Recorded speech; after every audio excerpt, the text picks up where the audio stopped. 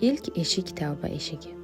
Gunohlarini his qilib, ojizligini tan olgan qul so'raydi. Alloh buning evaziga qulini imtihon qilib, tavbasining samimiy ekanligini sinaydi. Bunday kishi sabr degan manzilga yetadi. Sabr shunday manzilki, kishi tavbada sabot ko'rsatish bilan chegaralanmaydi, balki xayr yo'llarini ham izlaydi. Ibodat va amallari bilan nafsining jilovini qo'liga oladi. Sabr manzilidan o'tgach, qarshisidan shukr degan manzil chiqadi.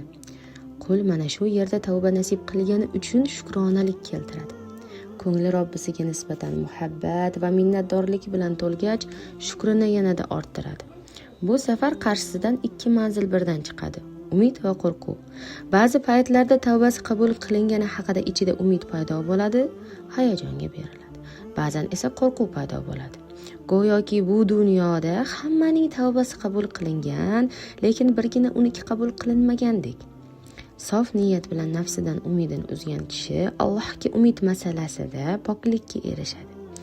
Allohdan qo'rquvning alomati gunohdan qochish, Allohdan umidvor bo'lishning alomati esa uni sevishdir. Qo'rqayotganini aytib, gunohdan qochmagan kishi yolg'onchidir. Umidvorligini aytib, Allohni sevishni talab qilmagan ham yolg'onchidir. Bularni o'rta yo'lini topish uchun bu safar ojizligini Allohga isbotlashni istagandek moddiy va ma'naviy faqirlik holiga burkanadi. Zohiriy ochlik suvsizlik bilan nafsini tarbiyalaydi. Ma'naviy ochlik holi bilan esa ruhining oziqlanishiga ehtiyoji borligini o'ylab ibodatga beriladi. Shunchalikka boradiki, zohidlik manziliga yetishi aniq bo'ladi.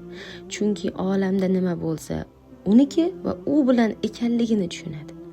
Mana shu ishq bilan tavhidga yaqinlashadi. La ilaha illalloh deganida zohiriy va ma'naviy barcha voqealar, ishlarning yagona egasi Alloh ekanligini tushunib yetadi. Bu uni tavakkul degan manzilga yetkazadi. Shunday qilib bashariyat qilgan har ish tavakkul sababli ibodat bo'ladi. Yeyishi ibodat, uyqusi ibodat, yurishi ibodat.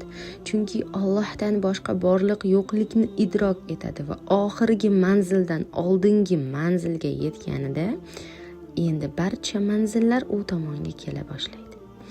Ushbu manzilning nomi muhabbat.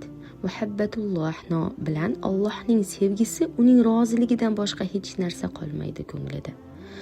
Nafsni bartaraf etgan, shaytonni ancha uzoqlashtirgan bo'ladi.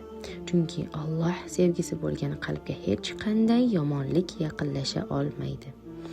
Insonlarning eng olimi Allohdan qo'rqib unga itoat etadigan, eng johili esa o'ziga ishonib unga osiylik qilganidir.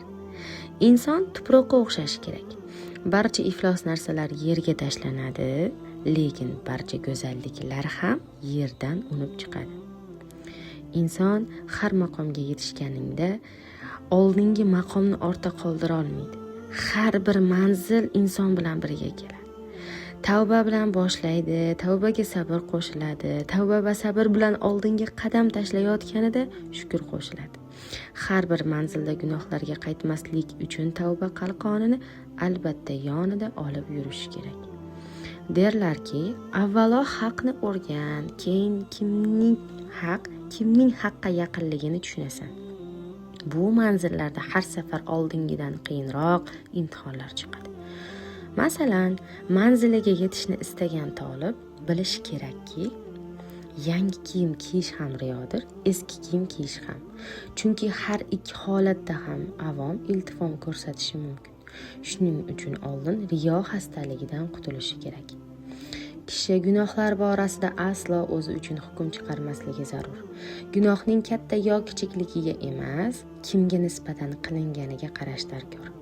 Quyidagi 3 narsa inson uchun falokatdir. Tavba qilaman degan umidda gunohga qo'l urish, hali yana yashayman degan umidda tavba qilmaslik, rahmat umidida tavba qilmaslik. Kimdir Alloh sendan rozi bo'lsin deb duo qilganida, bu duoning haqqi uchun bo'lsa ham Alloh rozi bo'ladigan ishlar bilan shug'ullanish kerak. Shu yaxshi niyat ham insonga bir qancha xayr eshiklarini ochadi. Inson hech qachon qaysi xayr bilan hidoyatga erishishini, qaysi gunoh bilan yo'ldan adashishini bila olmaydi.